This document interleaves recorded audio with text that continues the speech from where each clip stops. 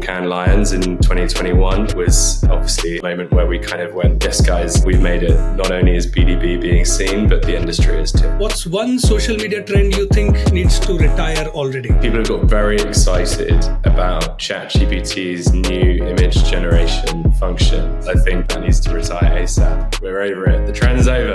We talk about ourselves as a creator-first agency. Audiences want to receive personalized advertising, and it is personal, relevant, and relatable to them. They're more likely to take action. What role is AI currently playing in your workflow? AI has been integrated into Companion, which is our proprietary BDB tech tool since its launch. Companion gives us access to a searchable database of 130 million creators, a curated network of creators that we have actually worked. We can go into, this debate of automation versus the human touch in influencer marketing. Where do you see AI completely replacing humans? I don't see any part of the process where AI replaces everything. We are in a space that is objectively human to human.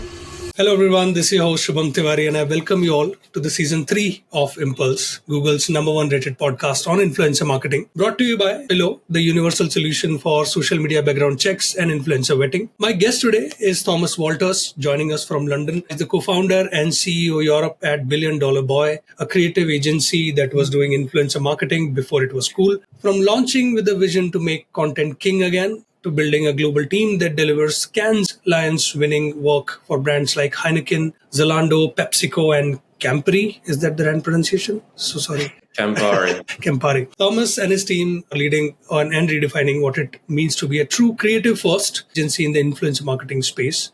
Thomas is shaping the industry in ways that will define the next generations of influencer marketing. Thomas, welcome to Impulse. Thank you so much for having me. Let's start on a fun note. What's one social media trend you think needs to retire already? Oh my gosh. I think obviously people have got very excited about ChatGPT's new image generation function. I am seeing way too many of these anime manga style content creations. I think that needs to retire ASAP. We're over it. The trend's over. Yeah, these kinds of trends usually, are over before they start. So that's the kind of shelf life these trends have. Starting with Billion Dollar Boy, it has scaled across 5 markets and built a reputation for being one of the most innovative influencer marketing agencies out there. What was the moment or campaign where you felt, okay, we're onto something big here? I think there's been plenty of moments where we have, where we've taken stock and we've realized that we're onto something big. This industry has evolved enormously since we started 11 years ago in 2014. We're certainly a veteran in the space. And I think, that there are probably sort of, two moments that immediately come to mind. One is during COVID in 2020, we went from brands being slightly more kind of test and learn in their approach to influencer marketing, with some brands that were kind of really going, into it in a serious way, but lots who are just sort of dipping their toes in, to that environment where brands couldn't shoot content and create content in the same way. They went in, head first.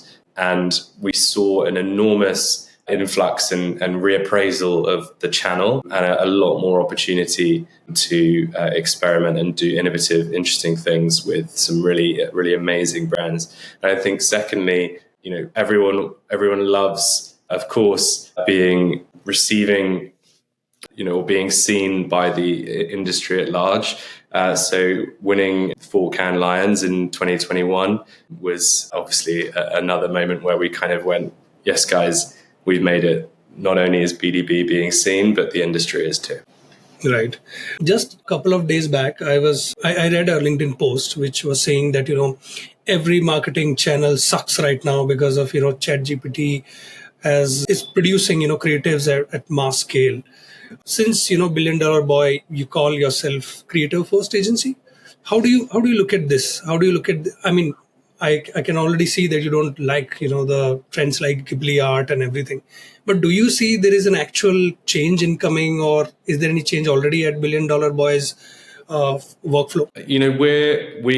We talk about ourselves as a creator first agency. I think the nature of being creator first or creator marketing first is that we believe that audiences want to receive personalized advertising. If they receive advertising that is personal, relevant, and relatable to them, they're more likely to take action. They're also more likely to view the advertising itself.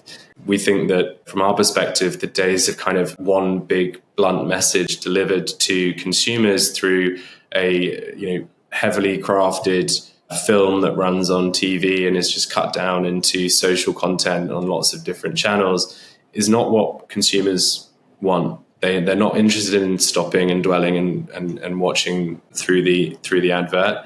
So I think that the nature of content being both personalized and relatable is that there will be a continued need for those kinds of human voices in the generation and delivery of content.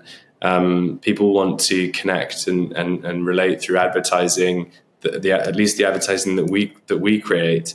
So from that perspective, I think there's lots to continue to be excited about.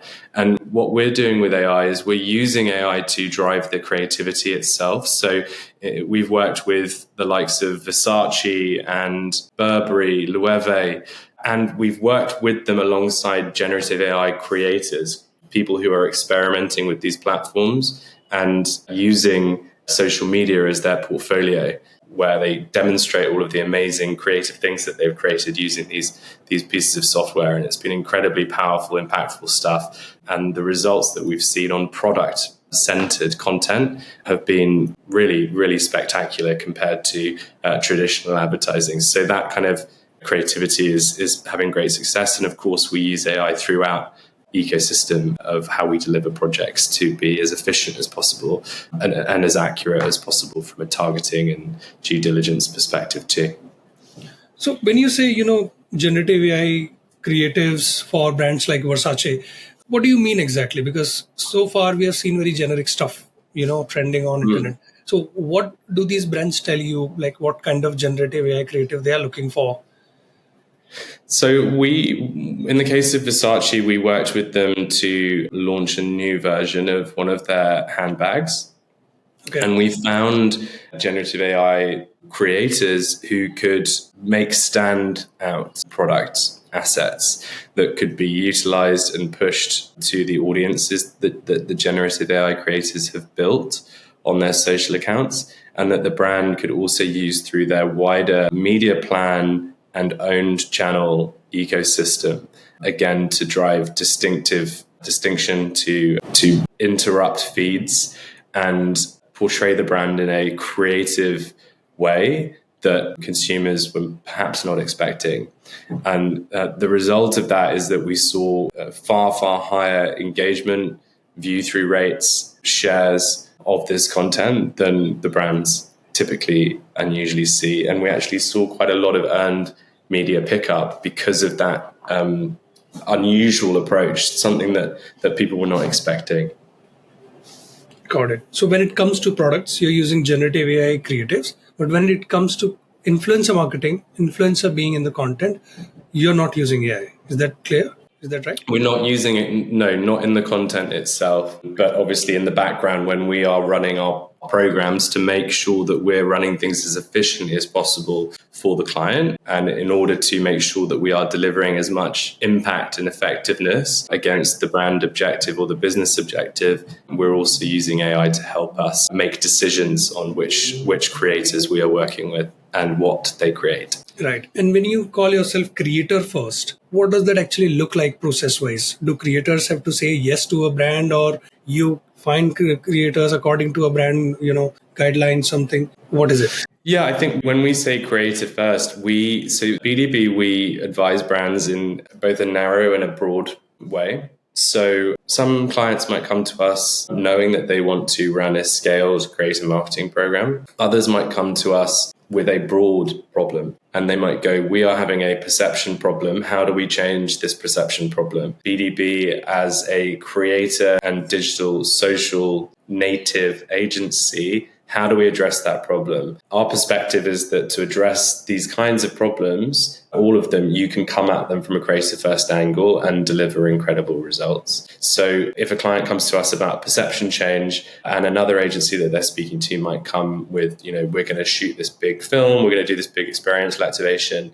we won't start there. We'll think, well, how is this going to come to life on social and therefore through creators, as these are the types of people that are driving conversation online. Right. Coming back to the, AI usage in the workflow, you're investing heavily in tech tools like Companion. I guess you recently, acquired. What role is AI currently playing in your workflow? Can you give us, a microscopic view, let's say from influencer discovery to reporting? Yeah, I mean, look, AI has been integrated into Companion, which is our proprietary BDB tech tool, since its launch. We first started building Companion back in 2017. So this tool has been around for a while. We, from a discovery perspective, in fact, let me dial back a bit. Companion is a tool that enables us to identify and discover talent, to vet talent, to run the project management of creative marketing campaigns and the content delivery itself, to brief creators, and to run all of the analysis of the output itself.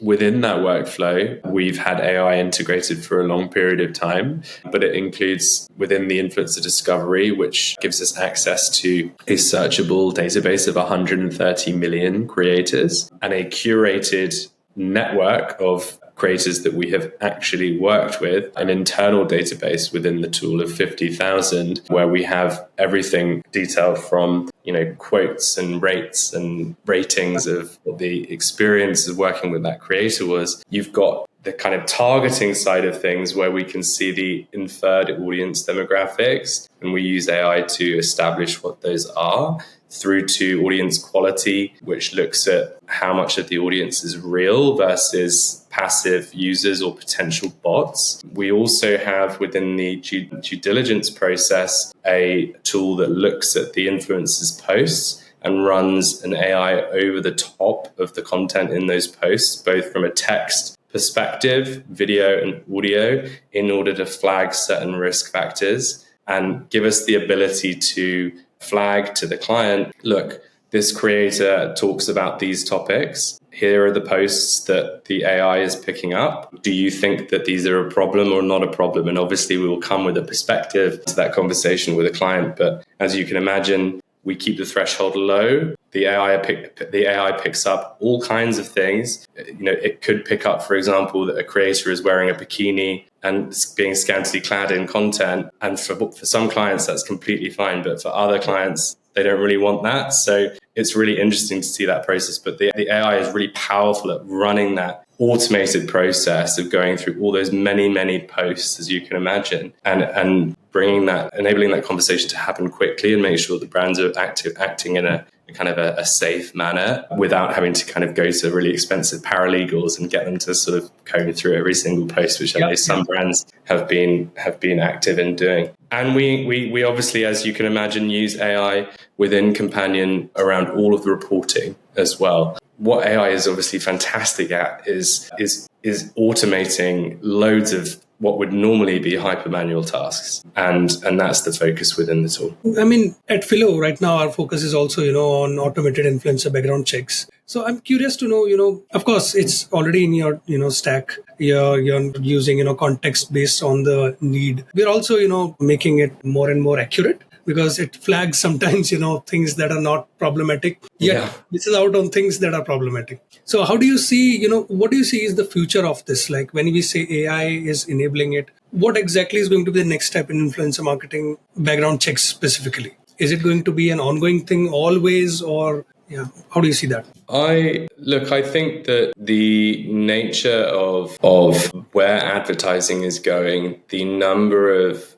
personalities and individuals that brands are using to communicate their message and that they are choosing to associate with is only going to increase. The nature of that is that you are then tied as a brand to that individual. So you as a brand need to make sure that you are operating at a level of risk that you're happy with, because as much as there are incredible number of good actors out there, there are also people that have done things in the past or are associated with things that might not match up with your values as a brand. And we've seen many cases of this in the wider market, right? And this also, to give an example, and there are many, but to give one example where, it's not like there was any wrongdoing on like the creators side, but just the values were not matched between the two brands, is the Bud Light and Dylan Mulvaney collaboration. The issue there was that the team at Bud Light had not really kind of fully considered the brand stands for certain things and communicates certain things to a certain type of audience and consumer. And Dylan and what she speaks about is in another space to the consumer. So like the understanding there is, these things are kind of, potentially opposed. And so the collaboration, if that had been factored in, may not have happened and would not have had the negative impact that it had on both Dylan and on Bud Light. And it shouldn't be, understated. Obviously the commercial impact on Bud Light was very significant, but the human impact on Dylan was quite staggering. So, there is going to be a continued need, and brands are already short on time. So the ability to work with Companion and Phyllo and many others is going to make their lives so much easier. Yeah. What did you think of Jaguar rebrand? The Jaguar rebrand? I thought it was, without knowing the ins and outs of Jaguar and their business challenges, it was definitely designed to grab attention. Yeah. I think it's interesting that they sort of was quite happy to move so far away from their existing target consumer. Yep. Time will tell whether that made sense. All right. That's a very safe answer, I would say, at this point. But yeah, let's wait for the actual cars to come out. I hope they bring out something new. Yeah, I mean, look, there's a big market for electric vehicles, and there's a big market. There's not really enough diversity in design, and they all look the same, right? I mean, they all have a very fancy kind of design and same kind of lights. So yeah, I hope they bring out something very different. Exactly. Continuing on this, social listening, trend mapping, persona modeling, I think they're related to these two examples, Bud Light and Jaguar. So much of modern campaign strategy depends on attribution. How are you measuring the true impact of influencer content beyond vanity metrics like engagement rate or, number of followers, etc.? We have a measurement stack, as you can imagine, which includes various partners which are kind of specialized in different areas. So within our companion tool, the focus is on how can we effectively measure output metrics? How can we effectively measure and capture the totality of conversation driven by our content, both by the creators themselves and the conversation around it from users? Those then can work as inputs to various different types of measurement partners and models. And the setup differs enormously, as you can imagine, based on the clients. So some clients have an established structure for how they measure sales lift, especially if they're a multi-channel retailer or their product is retailed in multiple channels. That might mean us feeding in our data into a existing model. However, that we also have structures that enable us and partners that enable us to do that directly with them. And as you can imagine, direct to commerce brands are Yeah. infinitely more measurable than a multi retailer brand. We also work with brand lift measurement partners like This, That, and Element Human, who enable us to measure things like ability to change perception and intent to purchase and things like that, Wow. which is super interesting. But there's an infinite number of ways that you can measure this channel now, and I think that a lot of people perceive influencer as a channel that is less measurable. I mean, ultimately, all digital channels are infinitely more measurable than TV or print. Yeah. So you have a established measurement stack, which is partner based, basically. You partner with various other companies which give you all these insights. Last question on influencer vetting. Is there any redeemable quality to, influencer vetting? Because a person or a creator, they might have said something, racist or problematic when they were very young, let's say on Twitter. But 10 years down the line, 15 years down the line, they have evolved. So how do brands look at these things? Do they ever associate with these people, or they have strict guidelines against it? I think there are different things that brands are going to be willing and to be associated and risk be associated with. Some of the topics that you've just referred to are very rough topics. I think that it would be unusual for a brand to associate someone who has been actively racist in their content in the past, particularly if it was a pattern of behavior. I think, there is, however, a sort of understanding that there is a tolerance of if something has been said by an individual when they are 13 and it's a one-off thing and it's borderline, the consideration there's going to be quite different to someone who has been, repeating language often. It's also going to probably be a factor how they've dealt with that. Have they hidden it away, or have they addressed this problematic behavior in some sort of genuine and contrite way? You think about some of the creators out there who have had issues in their past. People like Logan Paul, who had his visit in Japan, which was very poor choice of thing to do. But he's managed to acknowledge his mistakes and build back from that. Right. So there is a redeemable quality there, as long as it's borderline, it's outrightly, not criminal or something. Like being racist is a crime, so should not do it. I think so. Yeah. Let's move to personalization at scale. I think it used to be very tough, but now that you mentioned earlier, like doing generative AI creatives for brands like Versace.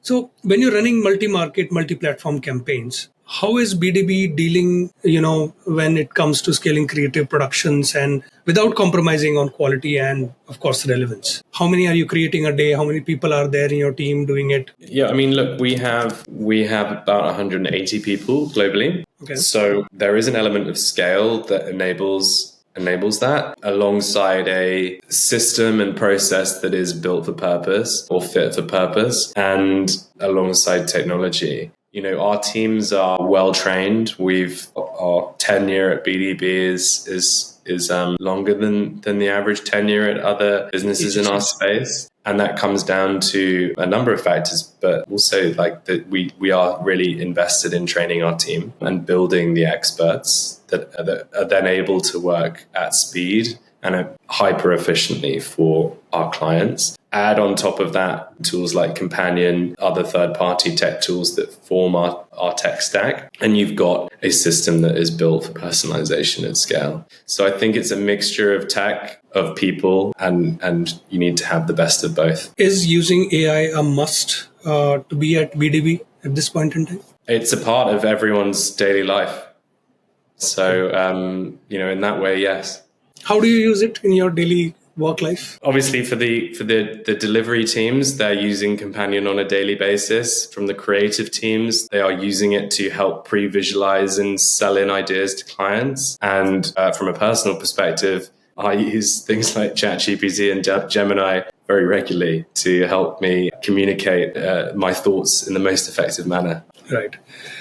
Great. Let's move to another exciting topic, which is AI assistants, which is in vogue nowadays. Companies are looking to, automate processes with the help of AI assistants. So, what are you doing vis-a-vis, AI assistants at BTB? Are you exploring agents, assistants in planning, creator communication, anything? I mean, is there any scope of assistance at BTB right now? Everyone within BDB has access to Gemini and they can build whatever they want within Gemini. So I know that within our talent engagement team, for example, they have been building and looking at building an agent that helps with advising our teams on what the cost rates should be for creators, CPM, CPV, CPE, like giving them support in those conversations, which can be intimidating for those that are less familiar with commercial negotiation. And I know that there is currently an AI agent being built within our companion team, but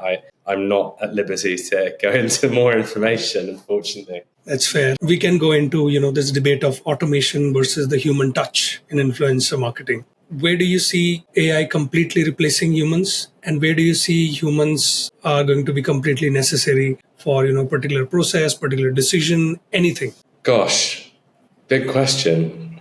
Within our space, maybe I'll eat my hat further down the line, but I don't see there being any part of the process where AI replaces everything. I think that we are in a space that is objectively human to human. We often talk about how running a creative marketing campaign is like working with 100 different production companies. Clients are used to working with one production company to create one asset. When they work with us, they are just working with us, but we're then engaging, if it's 100 creators, 100 different production companies to run that work. And it is human to human, but there are elements of the process that can be optimized, made far more efficient through the use of AI and the use of technology in general. I think there's always going to be a need for a human touch on everything that we do, but we can be exponentially more efficient in the way that we do those things. Right. Anything on virtual influencers? First of all, do you like virtual influencers?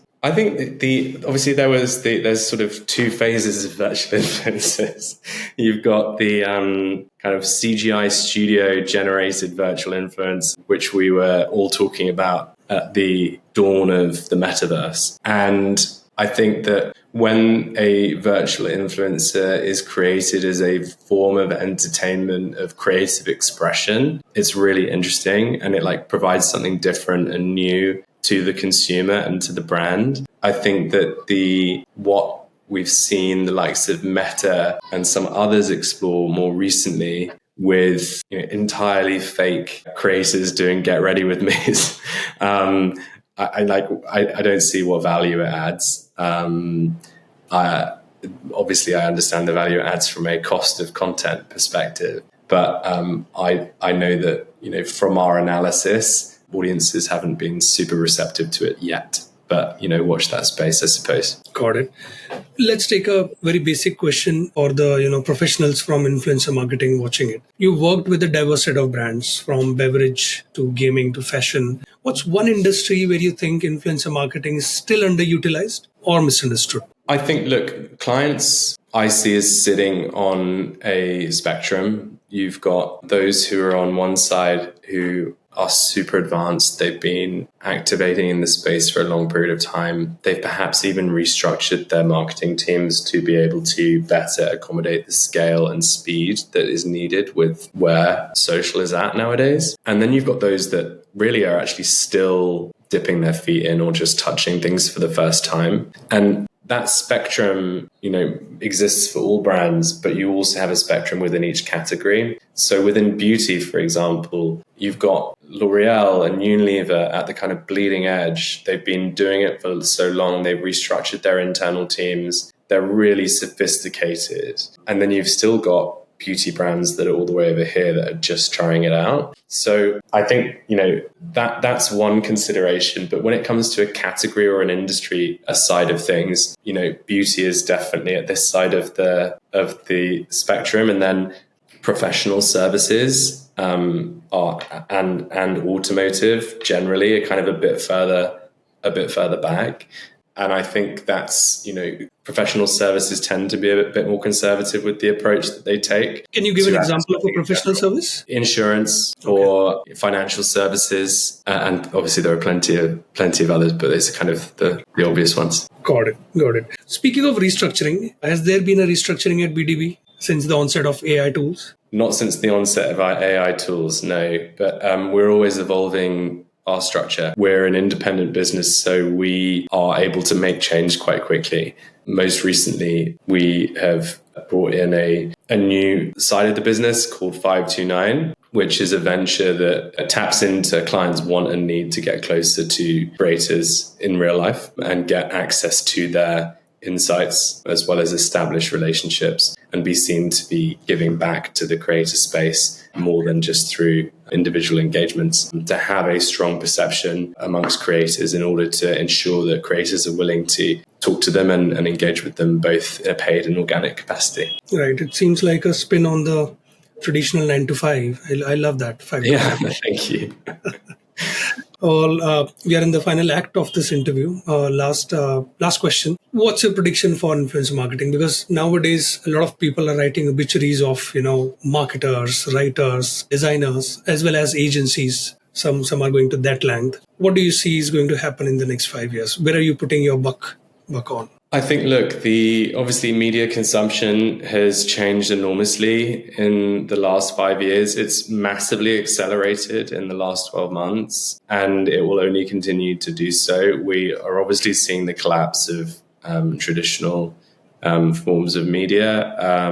We're seeing the collapse of linear TV, which was, obviously we saw the seeds of it in the US a long time ago, but what's quite remarkable is over the last 12 months or so, how fast it's been in international markets. And the result of that is that, marketers need to innovate. And from our perspective, influencer or creator marketing is a key channel in which you are going to be able to continue to reach consumers, because that's where their time is being spent. And that's the content that they want to view. People very happily scroll past an ad unit on Instagram or TikTok. They're more likely to dwell and linger and watch through work. And even as the wider market changes, I think it's very unlikely that we're going to see audiences move away from social and social entertainment platforms. So it's a really good place to be spending time and investing. Wonderful. Thomas, couple of rituals that we make our guests go through. You have to give us a book recommendation, your all-time favorite or something you're reading right now. Something I'm reading right now is a book called The Culture Map, which is a really interesting book by Erin Meyer. And it is about how language changes and approaches change based on your cultural influences, where you're from. Us Brits are very indirect, for example, and obviously many others are not. So it's super interesting from a team dynamics and client and creator relationships perspective. Of course, it's really important for you because you're a global agency after all. So you need to understand a lot of cultural pinings, underpinnings and things. Last ritual, would you like to nominate anyone for our show? Oh, wow. Not within BDB, I imagine. But no, yeah, in the industry, you're the outside BDB. Within the industry. I think someone like... How about someone... Okay, so we work with a great measurement partner called Element Human, and there's a guy that runs that called Hamish McPartland. I think he's got a really interesting view on... You have to spell that for me or, give it to me in writings later on.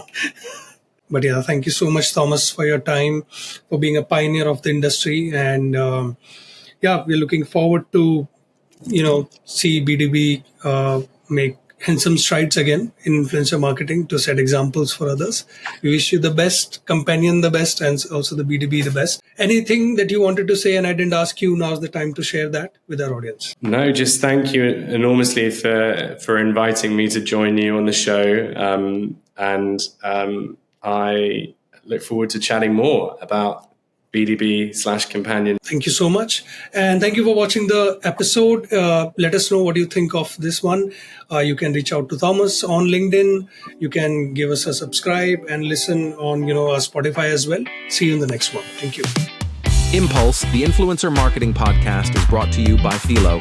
Phyllo is the easiest way to get access to authenticated creator data from hundreds of different platforms. To know more about Phyllo, visit getphyllo.com. That's get. PHYLLO.com. Also, make sure to search for Influencer Marketing Podcast in Apple Podcasts, Spotify, and YouTube Podcasts. And don't forget to click subscribe so you don't miss out on any future episodes. On behalf of the team here at Phyllo, thank you so much for listening.